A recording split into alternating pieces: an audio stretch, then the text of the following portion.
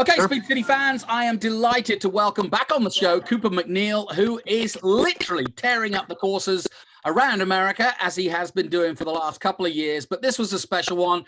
The Sebring 12 hours is steeped in history. And Cooper, you made it happen in GTLM. It was almost a 12-hour sprint race. Tell me about what this means to you and your career. Yeah, absolutely. I mean, it was definitely a 12-hour sprint race. With how reliable these race cars are these days, all these endurance races are flat out from not only lap one in the race, but lap one in practice. So, got for sure the biggest win of my career. I mean, I won Sebring before, but in GTC class back in 2013, ALMS. But to get the win at the 12 hours of Sebring, which I consider, one of the most difficult endurance races there is, especially considering where it is. Sebring is not an easy racetrack. Super technical course. A lot of different changing factors throughout just a lap. So to get the win in the top GT class in the top endurance championship in the country is quite special. I mean, with all things considered, myself being a silver driver up against platinum drivers in factory efforts with our privateer team it just makes it that much sweeter. I think that's the point, isn't it? For people to understand, you beat both Corvette and BMW as effectively a privateer team, albeit, like you say, you've got some good pedalers with you, but at the same time, it's quite an achievement to beat a factory team. Yeah, my co-drivers are factory drivers, but the entire effort, besides the two drivers, is all privateer. So it's a collaboration between WeatherTech Racing and Proton, to take the battle to basically straight to BMWs and Corvette's doorstep. And essentially beat them at their own game. I couldn't be more proud. I mean, it's quite the achievement for not only myself but the team, the brand, and Porsche for that matter. So four GTLM wins in a row at Sebring now for the make, and the last GTLM race at Sebring. I mean, couldn't be more excited. And it was the way it was done too, because I, like many people, tuned in on the TV for those last few hours. I saw the beginning of the race, and it was close then in GTLM, as it was in all the classes. But I couldn't believe the finish of the race in all classes, quite literally, especially DPI. An incredible race for Bourdais. But you guys had your own thing going on, and we weren't able to watch all of it. Just tell me what happened in the last couple of hours between you and the guys you were fighting against. Yeah, I mean, honestly, the race went fairly well. We were always in contention. After I got out of the car, we obviously lost a little bit of time compared to the cars ahead of us, just because they're quicker drivers than I am. There's no way around that. Anyways, lots of yellows. We were able to catch up, and we're always right there in contention. Especially when Matthew and Matt were driving the car, we were always there. So we never went a lap down. We were always in the hunt, as they say. So last couple hours, yeah, I mean, we were leading as the sun was setting, and Matt was driving the car, and the BMWs were right behind him in second and third, and he was able to lead for a while until he got passed by one of them. But again, always right there, nose to tail, within a second or two, or a little bit more. Sometimes it was a 5-second gap or something like that to the leaders, but always, right there where you need to be. And look, the 12 hours of Sebring last year was taken away from us with 20 minutes to go when we were leading the race in the Ferrari. So at the end of the day, it's endurance racing, and we know that anything can happen. And sure enough, something did happen. So we were on the opposite end of the luck compared to last year. So we cycled through the last pit stop and came back out third, and then had the yellow to go with about 30 minutes to go when the Mercedes lost its wheel and crashed on the front straight, packing up the field and creating the exciting show at the end. we were still in third, and the Corvette had, everybody's making their way through traffic. So Corvette had pulled away a little bit in traffic. But then once the BMW and our Porsche cleared some of the slower traffic, the BMW just came out of nowhere and turned the thing, wide open basically, and hunted down the Corvette. And as I, just mentioned, anything can happen. So, there's was it 7 or 8 minutes to go or something like that when all hell broke loose, and the BMW went for a move that obviously didn't work. And then we found ourselves, Mathieu found himself out in the grass trying to get around the melee, which we very narrowly got caught up in. Not in corner 7, but on the exit as the BMW was coming back on, and as we were going around the left side through the grass. I mean, they just missed us by nothing. So we were able to get around them, and then shortly thereafter, the BMW was right behind us, but damaged, and race control came out with a note saying penalty drive-through for the BMW. So at that point in time, we told Mathieu that if he really presses the issue, just let him by, because he's going to get a penalty. But he didn't need to do that.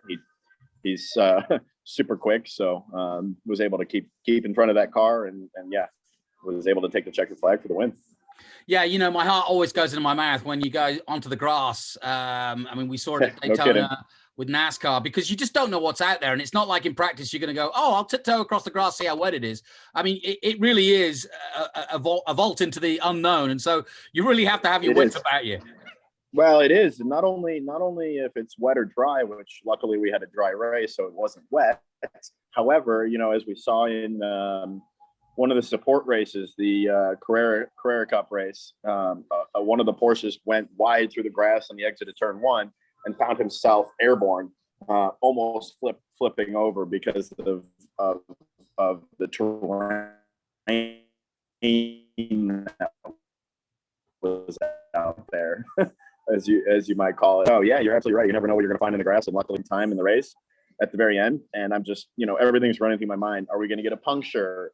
Did we collect any carbon fiber? Did we, in the tires that is causing a slow puncture? Are we going to have a mechanical issue because we've been, bumping a few cars here and there as the race wound down? So, just as you said, heart in the mouth for sure, without a doubt. I mean, you never know if a mechanical issue is going to happen or a flat tire. So till we crossed the start finish line, I was quite nervous.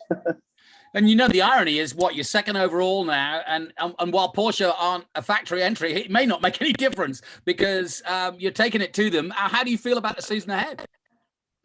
Yeah, looking forward to it. We don't have terribly much competition the rest of the year. The BMWs are going to do it in the sense of car count. Obviously, the cars that will be there are going to be quite strong, but the car count's not going to be very high. We have the BMWs back with us at Watkins Glen and Petit, and the Corvette's full season. And as far as anything else goes, I'm not aware of anything else. But so with that being said, yeah, I expect to be fighting for wins again, and there's a lot of good drivers in the Corvettes that'll be fighting with us full season. But I do think that we've obviously proven what we can do, and I'm looking forward to continuing success with not only Proton but Porsche as well. Yeah, no question about it. I'm just wondering, as a driver, we've just had effectively the traditional Daytona Rolex, and then the Sebring 12 hours. Is it a fair comment to say that in many ways Sebring is so much harder, even though it's half the distance, just because of the track nature? It's more than fair to say that. In fact, I consider the 12 hours of Sebring more difficult than the 24 hours of Le Mans. It's a grueling race. I've done the race, I don't know, 10 or 11 times, and been on the podium 6 times now. So my track record there is quite strong. So I'm quite proud of that because of how difficult the race actually is. Yeah, and so people understand, GTLM is kind of in the middle a little bit in terms of traffic, because you're keeping your eye in the mirrors for the DPI guys coming past you, but you're, like you said already, you've got to get past slower traffic and keep racing with your competition, which was, as you say, at the end, pretty close. So I would have thought you almost do need eyes in the back of your head to be able to see everything. Yeah, luckily for this race, we had a spotter for the race that was a phenomenal spotter. You might have heard his name before, Jeff Siegel. He's won Daytona. He's won Le Mans. He's won Sebring. He's won Petit Le Mans. He's won just about all of them. So to have him in my ear, spotting for me, calling traffic, my ear, Matthew's ear, Matt's ear, calling traffic for us coming up. I barely had to look in the mirrors at all, just because I trust him that much.